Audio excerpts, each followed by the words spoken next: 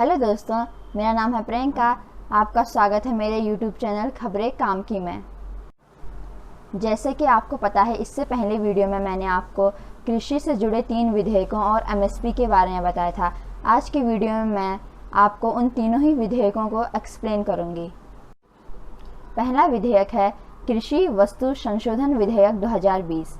दूसरा है कृषि उपज वाणिज्य एवं व्यापार संवर्धन एवं सुविधा विधेयक 2020। तीसरा है मूल्य आश्वासन पर किसान बंदोबस्ती एवं सुरक्षा समझौता और कृषि सेवा विधेयक 2020। पहला, आवश्यक वस्तु संशोधन विधेयक 2020। आवश्यक वस्तु अधिनियम 1955 में संशोधन हुआ। इसके तहत अनाज, दाल, तिलहन, खाद्य तेल, आलू, प्याज जैसी वस्तुएं आवश्यक वस्तुओं की सूची से बाहर हुई। इसके तहत इन उत्पादों के लिए कोई स्टॉक लिमिट नहीं होगी और न ही इनके निर्यात पर कोई प्रतिबंध लगेगा।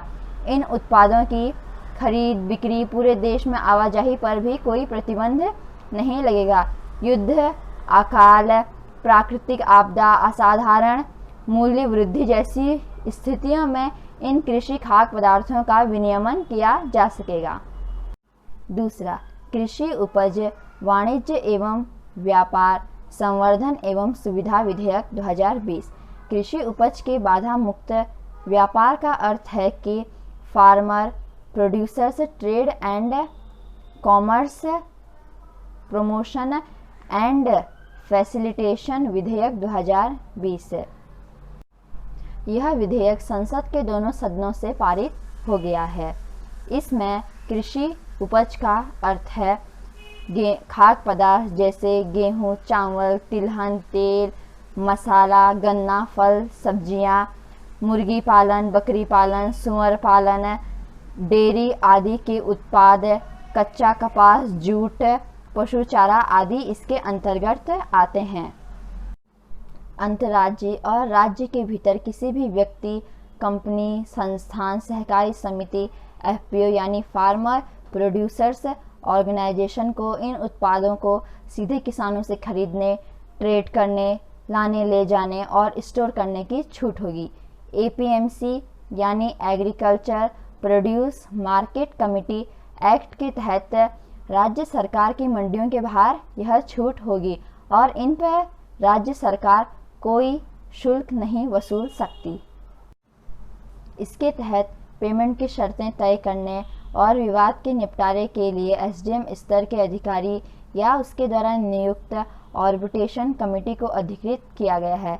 यदि कोई विवाद अपीली प्राधिकरण और राज्य स्तर पर नहीं निपटता है तो केंद्र सरकार के संयुक्त सचिव के स्तर तक जा सकता है। अब तीसरा और आखिरी विधेयक, मूल्य आश्वासन पर किसान बंदोबस्ती और सुरक्षा समझौता और कृषि सेवा विधेयक 2020। यह विधेयक संसद के दोनों सदनों से पारित हो गया है। इसके तहत कंपनियां किसानों के साथ कॉन्ट्रैक्ट फार्मिंग और कंपनियां और दूसरे संस्थानों के कृषि उत्पादों से जुड़ी सेवाओं के संचालन के प्रावधान किए गए हैं। इसमें लैंड लीजिंग का भी प्रावधान किया गया है, जिसकी अवधि एक फसल सीजन से लेकर 5 वर्ष तक हो सकती है।